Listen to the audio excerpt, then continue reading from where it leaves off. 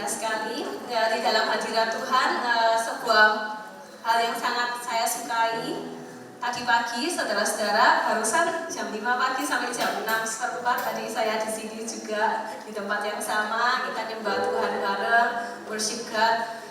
Momen-momen kayak gini ini sesuatu yang sangat indah gitu, saudara. Karena apa yang saya alami, oh ya perkenalan dulu ya, perkenalan, sorry, terlalu bersemangat. Ya, perkenalkan, nama saya Sandra.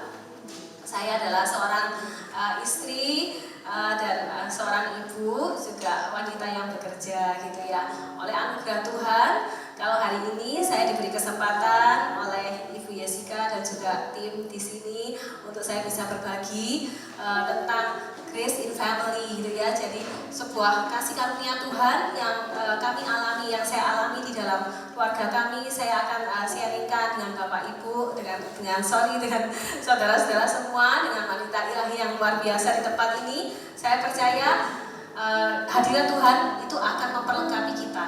Waktu kita mendengar sebuah kebenaran dan kita tangkap dengan iman kita bukan hanya sekedar mendengar sharing, tapi itu ada sesuatu yang akan mengubahkan hidup kita dari dalam, dan itu akan sangat powerful.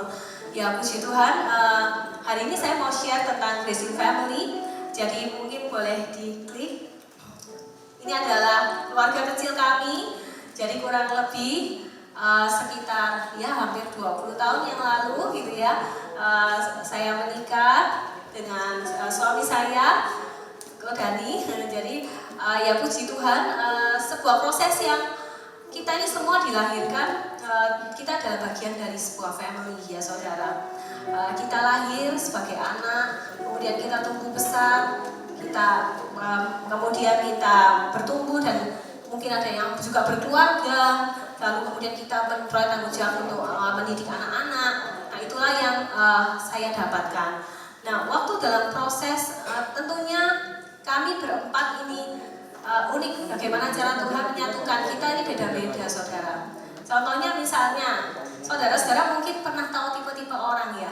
Tipe orang itu kan macam-macam. Ada yang mungkin sering dengar, ada koleris, melankolis, pragmatis, sanguin gitu ya.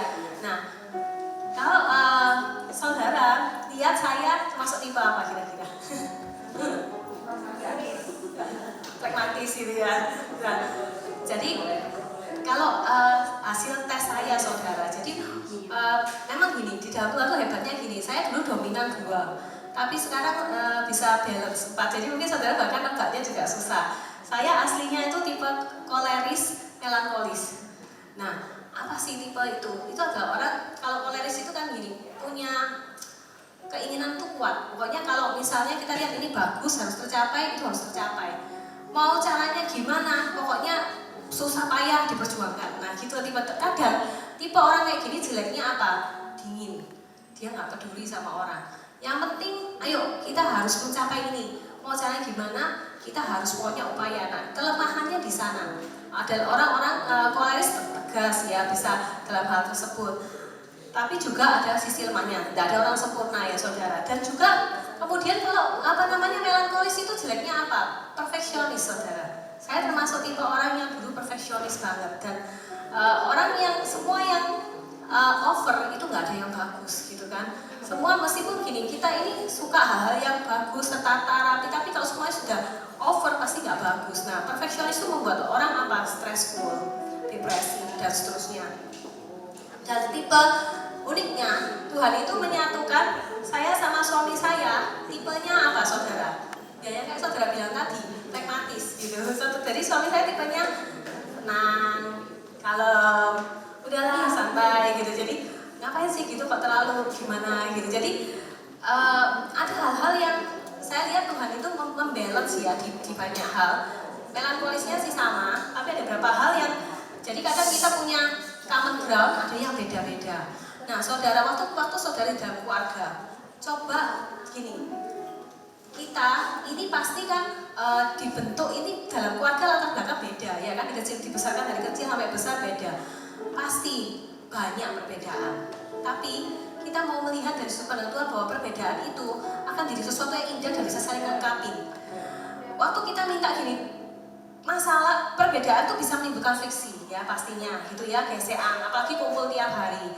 Tapi luar biasanya Tuhan ajarkan saya. Kalau saudara tanya, pernikahan saya waktu awal-awal dibanding saat ini, saya bilang saudara, saat ini itu pernikahan saya jauh lebih manis dan kayak apa saya bilang, kadang sama suami saya kayak kita kayak pacaran lagi ya. Jadi sesuatu yang luar biasa. Tuhan itu dahsyat saudara. Padahal dulu awal-awal menikah ya sering gegeran loh saudara. Kenapa? Karena masih tidak ngerti, tapi Roh Kudus itu dahsyat. Waktu kita nggak ngerti terus kita tanya, Tuhan, aku harusnya apa? Sering nggak nangis, sering. Sampai kadang misalnya, kadang saudara, nama orang melankolis tipe perasa kan, baper kan. Saya bisa gak tidur sampai jam 3 pagi karena saya sedih melihat beberapa hal yang saya nggak suka di dalam keluarga saya, tapi saya nggak berdaya untuk mengubahnya. Mungkin saudara sudah mengalami hal demikian. Tuhan, aku tuh kok pengen nggak mau kayak gini, tapi nggak bisa ubah. Dan anggota keluarga kita yang lain mungkin juga nggak bisa merasa benar, semua merasa benar, nggak akan pernah solve. Tetapi Tuhan ajarin, kasih karunia itu bukan begitu. Tuhan itu selalu berurusan dengan hati. Sebelum kita melakukan apa-apa, Tuhan ajarin gini. Adakah yang kamu lakukan ini untuk menyenangkan hatimu atau untuk menyenangkan hati Tuhan? Seringkali saya bilang, Tuhan, aku nih kepingin dalam hidupku, Tuhan tuh pingin apa sih? Aku pengen belajar untuk nurut. Nah, puji Tuhan, Tuhan ajarkan punya hati yang untuk bisa tekun, untuk diajar, mau terima. Nah, di sana Tuhan banyak tegur saya. Kadang saya bilang, saya bener loh Tuhan, kenapa saya di posisi yang harus kayak minta maaf dan seterusnya. Sesuatu yang sangat tidak enak. Tetapi di situ saya tahu Tuhan itu luar biasa saudara. Ajarin satu hal, bahwa waktu di dalam kelemahanmu lah kuasaku sempurna. Artinya bukan engkau yang bertindak, tetapi Tuhan berkata, itu aku waktu kau sepakat, Tuhan akan berikan kemampuan. Apa yang saya nggak bisa ubah dari keluarga saya, Tuhan itu pertama bentuk saya. Saudara kalau lihat saya dulu dibanding sekarang jauh berbeda. Saudara bisa lihat kadang orang bilang, oh Sandra masuk tipe lembut ya, ngalahan. Enggak juga, saya tipe keras kepala kalau orang yang tahu saya gitu kan. Tapi puji Tuhan, dan memang saya ini mau belajar untuk dibentuk. Dan waktu Tuhan paksa saya. Nanti gini saudara, bagaimana Tuhan itu memproses macam-macam saudara. Tuhan memproses dalam kehidupan keluarga kami. Itu pada banyak hal. Orang yang perfeksionis kayak gini, Tuhan ajarin untuk saat semua planningmu itu tidak akan bisa jalan. Itu adalah satu titik gelap yang saya sudah nggak tahu harus gimana. Saya waktu berkarir di salah satu perusahaan yang cukup internasional juga, saya melakukan segala sesuatu totalitas, tapi Tuhan kasih satu duri dalam daging yang saya nggak akan bisa ini. Tapi Tuhan tuh baik. Tujuan Tuhan tuh selalu baik. Kenapa? Tuhan bekerja dalam segala sesuatu untuk mendatangkan kebaikan. Satu titik yang saya nggak bisa. Waktu itu kami punya anak saya itu adalah kondisi terberat saya di titik yang paling rendah. Saya sudah berusaha segala macam saudara, tapi tidak bisa berubah. Nah, saya sempat mengalami waktu itu autis waktu masih kecil, pertumbuhannya dia sempat terganggu, dia nggak bisa diajak bicara. Hari demi hari saya hanya mengisi dengan air mata, karena saya ngomong dia nggak bisa diajak ngomong A, jawabnya D. Dia suka pukul kepalanya, dia suka gunting rambutnya, kadang saya takut dia melukai dirinya, tapi dia nggak ngerti melakukan itu. Dan saya berusaha, orang perfeksionis. Saudara tahu, nilai di bawah 9 itu jelek saudara. Tuhan ajarkan anak saya nilainya berapa? Langganan merah saudara. Saudara tahu, dari itu benar-benar kayak pukulan yang berat banget bagi saya. Saya cuma, Tuhan, tahu nggak, doa saya udah beda. Saya cuma waktu itu, saya bersyukur gini, Tuhan apa yang harus saya lakukan? Waktu kita, Tuhan proses, setiap proses dalam keluarga kita ya saudara, nggak ada yang kebetulan. Mungkin itu orang tua kita, mungkin itu pasangan kita, mungkin saudara kita, mungkin anak kita.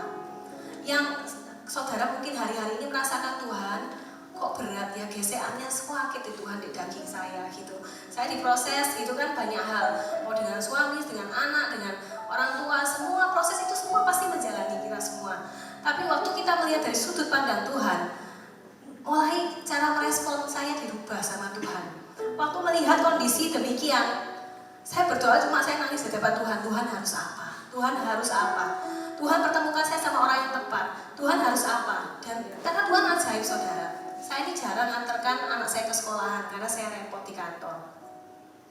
Dan uniknya, waktu saya itu nganterin anak saya ke sekolah, tiba-tiba ada mama-mama, ya saya juga nggak kenal tadinya, datengin saya bilang gini, ayo anakmu satu kelas ya sama anakku, ya ayo ikut ke menara doa anak.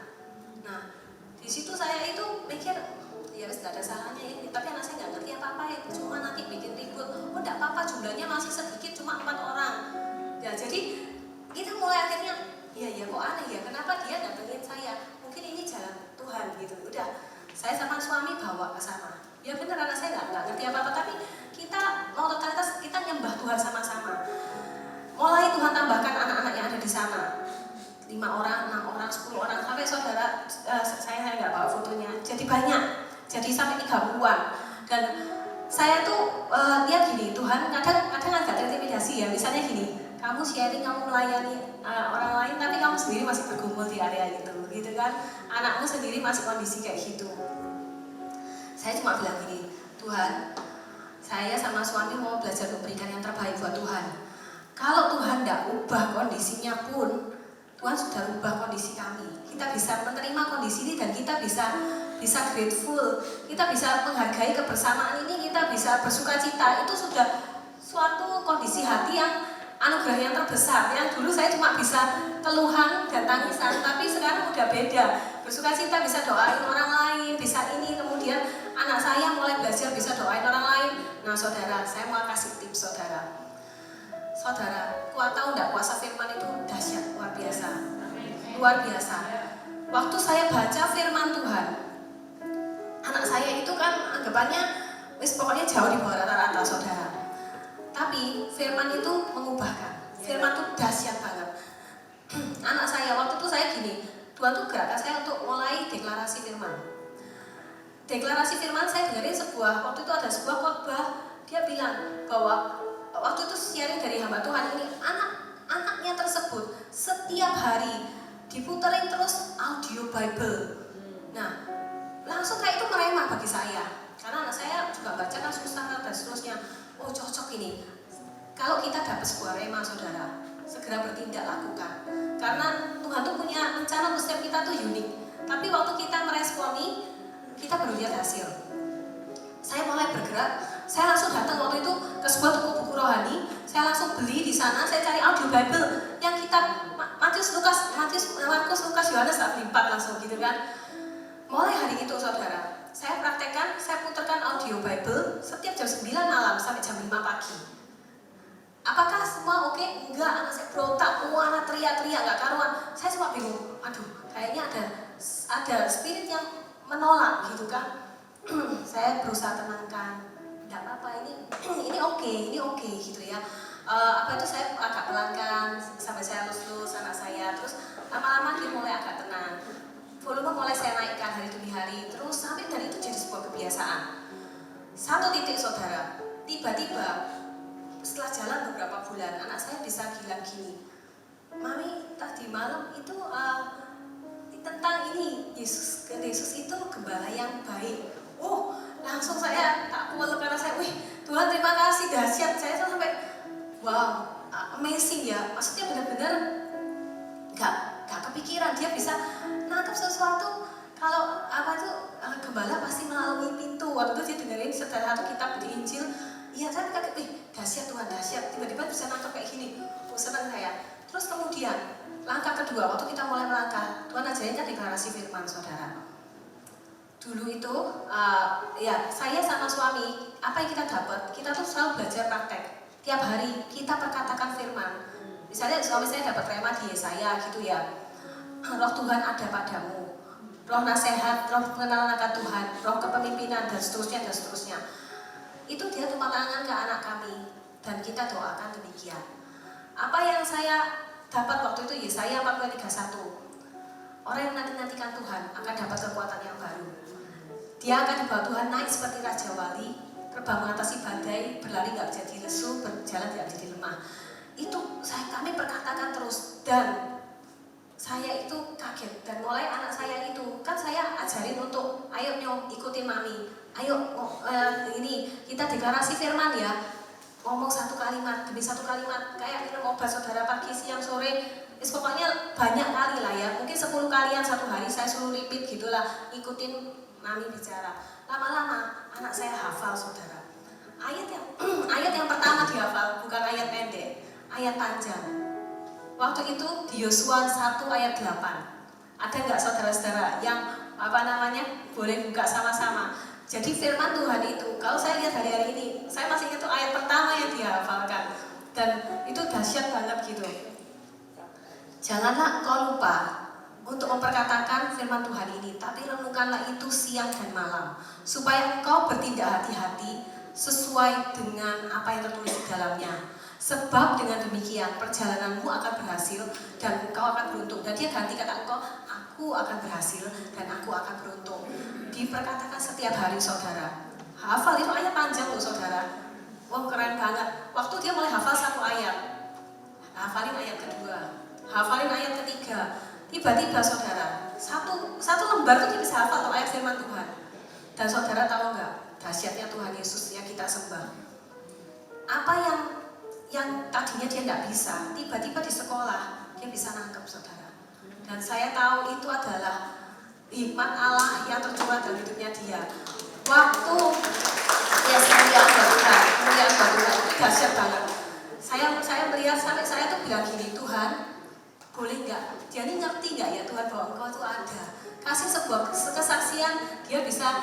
Kan kadang saya nggak ngerti ya, anak kecil gini ya dia ngerti Tuhan gitu kan. Saya tuh, dan uniknya saudara, waktu itu dia kelas 5 SD ya. Waktu itu dia dan ada sebuah project gitu kan, saya selalu ajari gini, ajak timmu nanti berdoa dulu sebelum presentasi. Gak mau Mami, teman-teman gak mau, gak apa-apa, kamu coba, kalau gak mau ya gak apa-apa, ya kan. Pokoknya kita kan sudah berusaha untuk bawa yang terbaik untuk tim kita persiapan. Terus kemudian waktu itu Project Bible saudara, saya masih ingat waktu itu ada lagu gini, bagaikan pelita yang menyala di tengah kegelapan, yang hidup bercahaya di depan semua orang, agar dunia lihat dan memuliakan Allah Bapa di surga. Waktu itu saudara, anak saya kan waktu sebelum mulai dia bilang gini sama teman-temannya, kita doa dulu yuk. Dan tiba-tiba temannya itu mau. Terus anak saya kan biasa dibeneran doa, dia langsung pimpin doa, Tuhan sertai untuk presentasi kami bla bla bla, amin. Lalu mulai timnya dia presentasi kan saudara. Timnya dia presentasi pertama, dia di rumah sudah takut, Mami nanti aku kalau blank hilang apa, enggak apa-apa, kamu lihat dinding paling belakang, kalau kamu ganggu-ganggu gak usah dilihat, gitu. Kita kasih tips seperti itu kan. Nah, tapi saudara, dia bisa bersaksi gini, Mi Tuhan tuh ajaib. Tadi waktu tim kita presentasi, semua bisa diam, tenang. Terus waktu dia kan mau kasih lagu pujian, dia bilang nanti semua ketawa pasti Mami satu kelas. Biasanya suka gitu kayak diolok-olok. Udah gak apa-apa kan kamu memuliakan Tuhan. Waktu dia mulai nyanyikan itu, timnya juga ikut. Tiba-tiba satu kelas saudara ikut nyanyi semua. Dan waktu dia cerita itu, bukan cerita dengan biasa loh saudara. Dia cerita sambil berlinang air mata. Dan saya cuma bilang gini, wow Tuhan, dahsyat. Anak kecil yang dia bisa ngerti bahwa Tuhan hadir di dalam hidupnya. Dia pasti kemampuannya terbatas sekali karena dia masih banyak nggak ngerti, dia masih transisi pemulihan sebetulnya. Memang betul dia sudah mulai dipulihkan tapi masih banyak kekurangan. Dan luar biasa waktu dia bilang, Mami Tuhan itu hidup. Tadi bisa waktunya itu tidak ada yang ngetawain aku, bahkan satu kelas semua ikut nyanyi, puji Tuhan. Wow, dahsyat. Dan dia itu pertama kali kesaksian dia yang saya dengar, dan saya cuma bilang, Tuhan dahsyat, Tuhan dahsyat. Saya cuma ingin gini Tuhan, sampai akhir hidup saya ingin sebuah warisan ilahi, warisan iman untuk keluarga saya, untuk semua. Setiap saya rindu aja, setiap saudara di sini para wanita ilahi Tuhan, kita adalah tiang doa bagi keluarga kita. Dan ada banyak hal rencana yang Tuhan tuh lagi prepare dalam hidup keluarga saudara-saudara semua. Kita masing-masing punya tantangan, tetapi Tuhan itu bekerja dalam segala sesuatu untuk mendatangkan kebaikan. Keluarga adalah nature masterpiece, sebuah mahakaryanya Tuhan yang keren, yang dahsyat. Dan saudara tahu bahwa dalam masterpiece ini, keluarga sel terkecil, organisasi terkecil yang Tuhan ciptakan, mau seberapapun tidak ada yang sempurna saudara, tapi kita harus bisa accept kondisi tersebut dan berdamai dengan kondisi tersebut apapun. Love our family, kasihi dengan tulus apa adanya. Kayak Tuhan Yesus bisa terima kasihi kita. Kita ini ya kadang menggelinati, ya kan? Tuhan itu sangat perhatian, sangat all out lah, totalitas hidupnya tuh dikorbankan buat kita. Tapi kita sendiri seringkali mungkin kita juga enggak, kadang kita zona nyaman, udah enak kayak gini gitu kan. Kadang kita udah nggak begitu menghargai apa yang kasih yang Tuhan berikan. Ayo hari ini kita kembali lagi, kita minta biar kasih Allah itu melimpah dalam hati kita sampai meluber, dan itu bisa terimpartasi ke seluruh keluarga kita lewat kata-kata kita. Kadang kondisi masih tidak enak, Tuhan itu selalu berurusan dengan hati saudara. Saya ingin share satu hal juga. Mungkin saudara ngalami, ini salah satu kesaksian begini saudara. Apapun bentuknya, bukan bicara masalah benar dan salah, tapi Tuhan lagi berurusan dengan hati kita, membentuk hati kita. Ketika kita punya sebuah hak, katakanlah inilah, ini otoritas saya nih, ya wilayah saya, ya kan, di rumah saya. Lalu ada seseorang, saya titip ya, taruh di sini, titip mobilnya di sini. Titip itu menurut saudara berapa kira-kira? Mungkin 1 hari, 2 hari, 1 minggu oke lah ya. Tapi kalau sudah titip, hitungannya berbulan-bulan, pegel gak saudara? Mau pakai space itu gak bisa. Dan itu saudara, yang salah satu yang saya alami, saya pegel, saya marah. Saya merasa saya punya hak, kenapa hak saya dirampas orang lain? Dan suami saya bela lagi. Nah, jadi kalau kondisi begini gimana? Saya jadinya bertekad sama suami kan. Sampai satu titik Tuhan itu, ya kita perlu bergaul karib dengan Roh Kudus. Kenapa? Karena kadang itu kita ini merasa kita kan benar dong. Tanya semua orang pasti, ya usir aja sana, memang salah itu, benar dong. Tapi ternyata rencana Tuhan tidak gitu saudara. Waktu itu Roh Kudus ajarin gini, kamu bisa nggak berdamai dengan kondisi itu? Saya cuma mikir gini, nah ini kan hakku, kenapa saya nggak boleh menuntut hak saya gitu kan? Tapi Tuhan ajarin untuk meletakkan hak untuk suatu hal yang lebih besar. Dan saya cuma waktu Tuhan ngomong tuh lembut banget gitu, dan itu saya langsung kayak deg gitu, dan saya teteskan mata, ya saya ini ego saya masih kebesaran ya Tuhan ya, karena ya memang saya merasa punya hak kok. Ya sudahlah Tuhan, kadang Tuhan tuh mengeraskan hati seseorang tujuannya untuk apa? Untuk mencobai hati kita, supaya kita tahu apa yang ada dalam hatimu sebetulnya. Jadi iya, kayaknya aku nggak lulus dalam ujian ini bagi Tuhan. Ya wes Tuhan, oke. Saya bilang gini, Tuhan, aku ngerti sekarang. Kalau sampai aku mati pun, mobil ini ditaruh di sini, saya nggak akan marah lagi. Saya bisa ngomong gitu, tersenyum sama Tuhan. Saya ngomong di kamar saya bilang, nggak apa-apa wes Tuhan, nggak apa-apa. Meskipun ini hakku, tapi saya belajar untuk merelakan hak saya. Yang penting rumah tanggaku gak bertengkar gara-gara ini. Dan saudara, ajaib banget saudara. Tuhan itu dahsyat. Waktu 1 bulanan setelah itu, waktu kita datang di sebuah acara gitu ya, kita pas lagi doa bareng, seseorang itu mendapat sebuah peneguhan, dan dia tuh kayak ngomong ke saya sama suami. Dia ngomongnya unik gini. Tapi saya tahu orang itu Tuhan yang suruh gitu ya. Gini, aku melihat ada mobil tua di rumahmu. Tapi kata Tuhan jangan khawatir, dalam waktu dekat aku akan membereskannya bagimu. Saya sempat apa mobil itu lah, tapi ya mungkin enggak lah gitu ya. Saya mikir, tapi kok ngomongnya kok mobil ya, gitu kan. Dan ternyata 1 minggu setelah itu benar saudara, mobil itu dibawa keluar pulau. Wow, saya sampai mikir gini, wih Tuhan. Ternyata solusi Tuhan tuh menunggu hati saya bilang oke, dan semua itu selesai tiba-tiba. Jadi kuncinya sekarang saya tahu, kalau kita ngalami masalah, fokus kita Waktu kita melihat ke masalah tersebut, masalah itu akan kelihatan sangat gede di depan kita.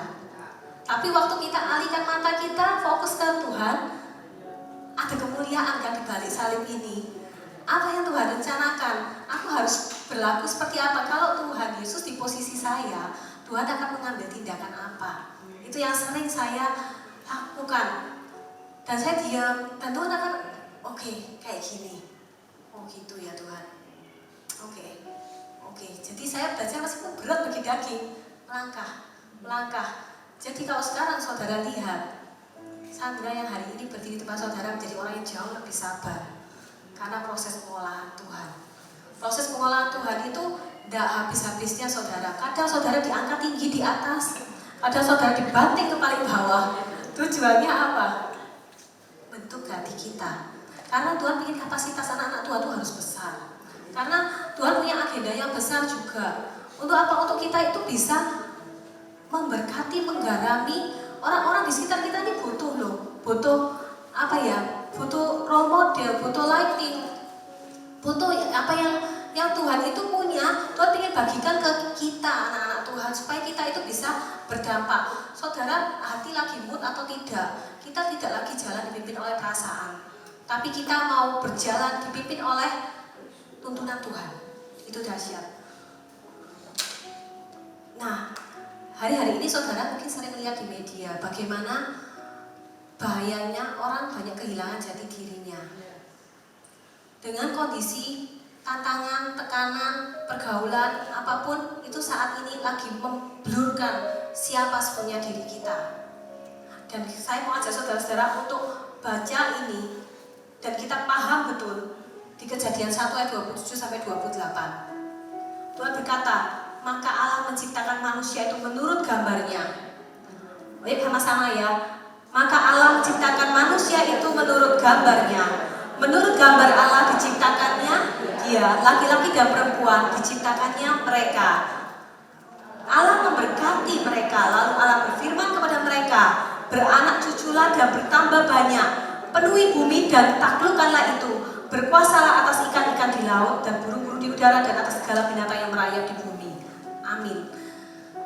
Luar biasa kan, Tuhan ciptakan kita itu segambar serupa dengan Allah. Sebuah master plan yang sempurna, yang indah. Tapi iblis juga tahu loh tentang hal ini.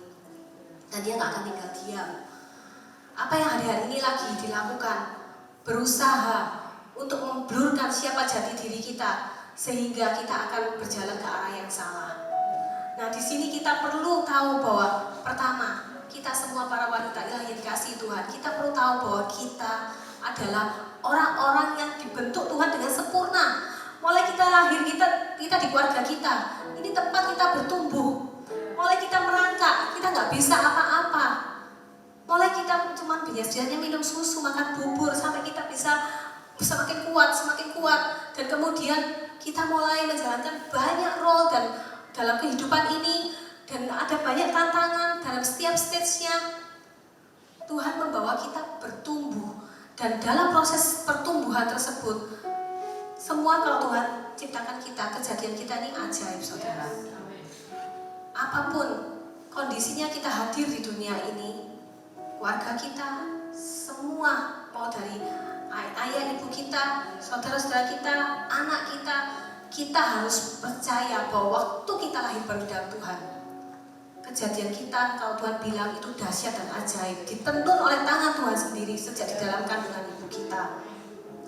Jadi itu adalah sebuah, kenapa kita menjadi mahakaryanya Tuhan? Karena benih ilahi dengan potensi yang dahsyat itu sudah ada di sana. Bahkan sampai kita di setiap stage mau anak-anak, sampai kita nanti senior, kita pun bisa menjadi berkat bagi generasi di bawah kita. Lewat apa saudara? Lewat doa-doa saudara, lewat kata-kata kita. Jangan lagi hari-hari ini kita memperkatakan fakta-fakta sekeliling kita. Mungkin fakta-fakta itu adalah hal-hal yang tidak membangun. Karena tanpa sadar sangat mudah untuk kita masuk di dalam gossiping. Mungkin tidak sadar, kayaknya seru ya, apa sih lagi happening, apa sih gitu kan. Tapi ingat, tanpa sadar itu merenggut waktu kita, menodai pikiran kita, dan kita jadi jujur kita dengar Tuhan mau apa ya dengan hidup saya dan keluarga saya. Daripada demikian, saya ajak saudara, ayo setiap minggu saudara, ini benar-benar powerful. Saya ingin sharekan sama saudara dan saya melakukannya. Setiap minggu hafalkan satu ayat firman Tuhan yang bagi saudara itu merema, dan itu perkatakan setiap hari. Karena itu hidup kita ini loh saudara, peperangan rohani. Day by day kita dihadapi peperangan rohani. Dan saya minta juga ke anak-anak saya, ke tim menara kami, ayo kita sama-sama. Kalau kita mau perang, nggak bawa senjata kan kita kayak mati konyol nanti kan gitu. Jadi kita ini harus memperlengkapi diri. Jadi saudara saya untuk saat teduh setiap hari dapat apa ya? Nah, catatan saudara, nanti 1 minggu sekali pilih aja satu ayat yang saudara paling merema, hafalin, terus perkatakan. Kayak tadi waktu kita bilang, misalnya Yesaya 41, misalnya kita bilang ke aku adalah orang yang menanti-nantikan Tuhan, ya kan? Jadi kita refleksikan firman itu buat hidup kita, dan itu akan jadi nyata, itu real. Karena waktu cawan doa saudara penuh akan terjadi sesuatu hal yang Tuhan akan kerjakan. Jangan pernah stop di tengah jalan. Jangan pernah kita berhenti lelah. Tuhan, aku ini doa sudah 1 tahun, 2 tahun, tapi nggak ada perubahan. Waktu kita tanpa jemu-jemu, bahkan kalau saudara lihat Daniel waktu di kandang singa, kemudian Sadrak Mesak Abednego, bahkan kondisinya dia ini kan sebetulnya bukan salah gitu kan, dia sudah di jalan yang benar, tapi kenapa Tuhan kok kayak kontradiksi gitu, kok justru mendapatkan hukuman kayak seolah harus dihukum mati dengan masuk ke dapur api dan seterusnya. Tapi luar biasa kalau saudara baca di sana bagaimana statement imannya dia, itu benar-benar menggetarkan hati. Dia bisa bilang dengan teguh, sekalipun Allah yang aku sembah itu enggak nolong aku dari tanganmu ya Raja, dibiarkan aku mati dalam dapur api itu. Dia percaya bahwa nanti justru kematianku akan membangkitkan banyak laskar Kristus. Jadi apapun tetap menang, ujung-ujungnya tetap menang. Jadi sampai akhirnya kuasa Tuhan yang penuh sendirinya. Tuhan bisa aja berkarya, mau saat itu dia lepas, bisa saat itu mati jadi martir, dan akhirnya banyak kebangkitan Rasul Kristus. Sangat bisa, apapun tuh bisa terjadi gitu. Dan waktu kita benar-benar bisa menyerahkan tangan Tuhan yang kuat, akan luar biasa gitu dampaknya ya. Jadi keluarga itu luar biasa, tempat kita tumbuh, tempat kita mengembangkan diri tentunya, karena kita kan saling mengisi ya saudara, saling tukar pikiran. Kemudian yang berikut lagi, waktu ada masalah, saudara, jadilah kita tempat yang aman bagi keluarga kita untuk curhat, untuk sharing. Jangan pernah kita judgment atau blaming, waktu menyalahkan maksudnya. Terima dulu, meskipun kita shock dengar itu wajar. Coba belajar untuk terima. Waktu dalam kondisi keluarga kita down, peluk, doakan. Mungkin kita Tuhan juntek, gak bisa ngomong apa-apa ini udah doakan singkat, itu akan mengubahkan, berdampak ya. Dan yang kemudian masalah banyak, seperti tadi saya sharing banyak hal, tapi di sanalah juga kita belajar sebuah penyelesaian masalah dengan melibatkan campur tangan Tuhan. Itu dahsyat sekali. Bukan hanya masalah yang timbul, tapi Tuhan ajarin masalah kelas 1 solusinya gini, masalah kelas 2 solusinya gini. Waktu kita berjalan terus dengan Roh Kudus akan ajarin, akan tailor make cara-cara yang kreatif gimana kita untuk mengatasinya. Itu akan sangat luar biasa. Dan kita coba lihat ayat ini, kita perkatakan sama-sama. Ini sebuah janji Tuhan buat kita semua saudara. Salah satu ayat favorit saya juga di Yeremia 29 ayat 11. Sama-sama ya kita baca ya. Sebab aku ini mengetahui rancangan-rancangan apa yang ada padaku mengenai kamu. Demikianlah firman Tuhan, yaitu rancangan damai sejahtera dan bukan rancangan kecelakaan, untuk memberikan kepadamu hari depan yang penuh harapan. Amin.